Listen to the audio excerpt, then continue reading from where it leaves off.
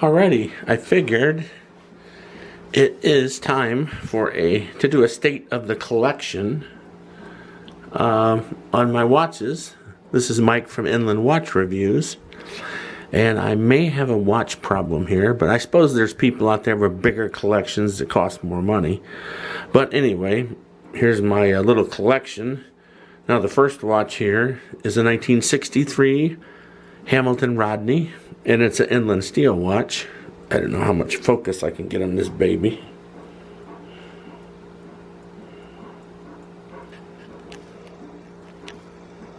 Alright, we shall see. Anyway, it's 34 millimeters, and it was given to a guy in 1963 that had 25 years of inland steel. Alright, my next watch is my little Gruen. It's a 34 millimeter also. So, you know, in the 21st century, everybody wants these big watches.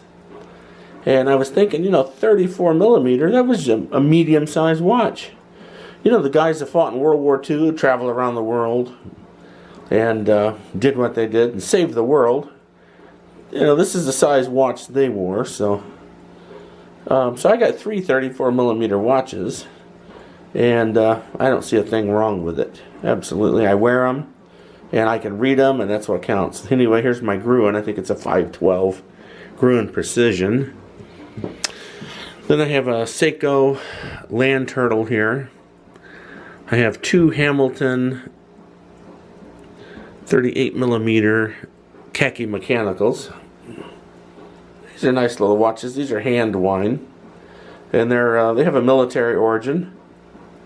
They're originated as a field watch with the U.S. military in World War II. So now Hamilton's owned by the Swatch Group, which is great for me and great for Hamilton. They're going to be in business another century at least.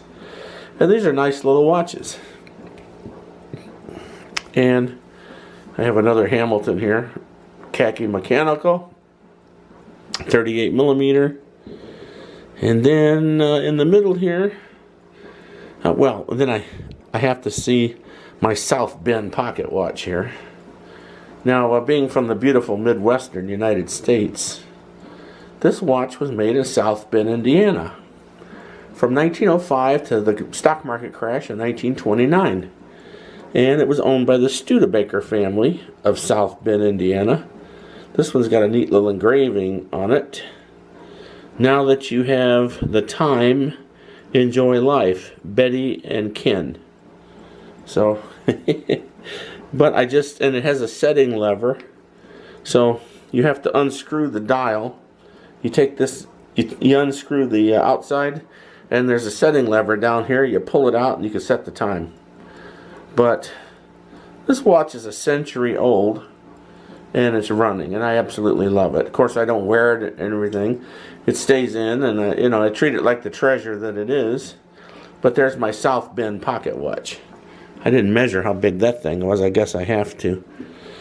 Then the next watch is the Tudor Black Bay 41. Let's see. We'll get that on here a little bit.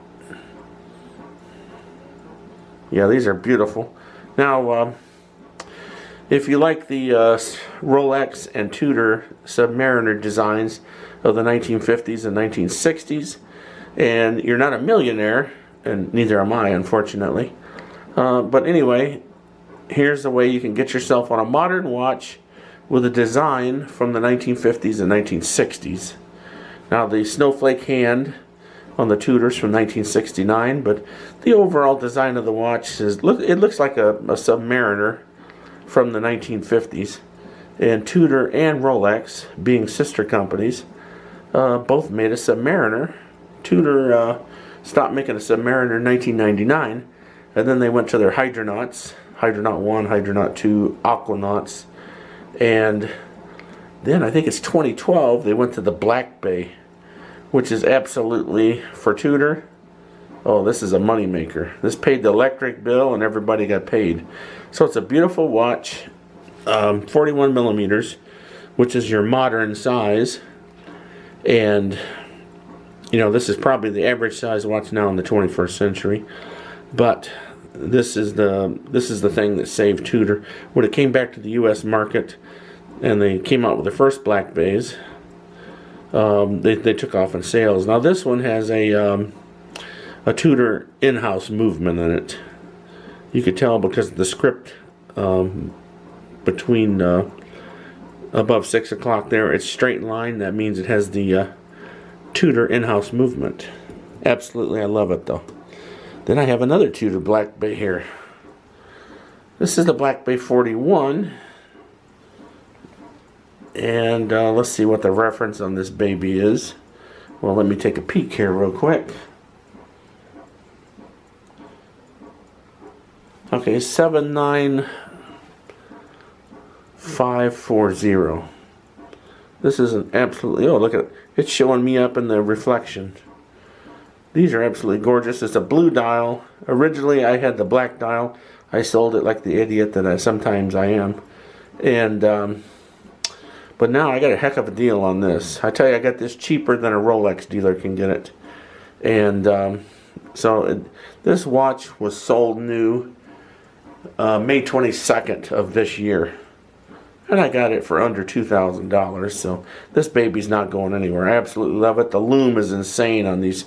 The lume on the Tudor is as good as a Seiko, maybe even better. But I absolutely love this watch. Okay, now, so those two are my Tudors, right there. Okay, these two are Tudors, both Black Bays. And then we have the Crown. Okay, here's my other 34mm watch. And do I love this watch? Well, let me tell you. Now, can I get a focus on it? Because come on, you got to see the dial on this baby. This thing is insane. There you go. Oh my God. So this is the 34mm Oyster Perpetual, reference 114200. And it has a blue dial, and it has the 369 Explorer dial, you can see. And it has the Rolex Caliber 3130 movement, the same as you would have in a Submariner, or the same movement that the Explorer has, the 36mm. And let me tell you, is this my favorite watch? Yeah, I think it is. Will I ever sell this? Only if I'm getting a 36mm. But I absolutely love this little thing. It's beating at 28,800 beats per hour, and it's absolutely fantastic. This is my #1 watch, and both Tudors are number 2 and number 3. But to me, this is a complete collection, in my opinion. If you got a Rolex and 2 Tudors, what the heck do you need? Okay, then I got a little Hamilton. This is technically my wife's watch. Good grief, can I get a little... Come on, zoom in now, come on. This is a Hamilton, another Hamilton Field watch. And it's a 36mm. And it belongs to my wife. And anyway, it's a great little Hamilton watch. Then I have another blue one here. This is called the Dress KX, some people call it. I love this watch. I have 3 watches with blue dials, okay? So I might be onto something here, I don't know. But this is the Dress KX Seiko. It's absolutely handy. This is a workhorse. I took it to New Orleans with me. That's that baby. And then my watch that I've had for 20 years,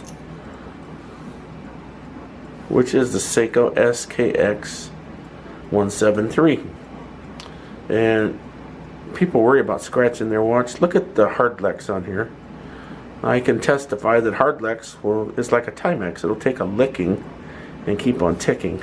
I beat the crap out of this watch for 20 years and it's still going. I can wear it. This could be your only watch, and it was mine for 20 years.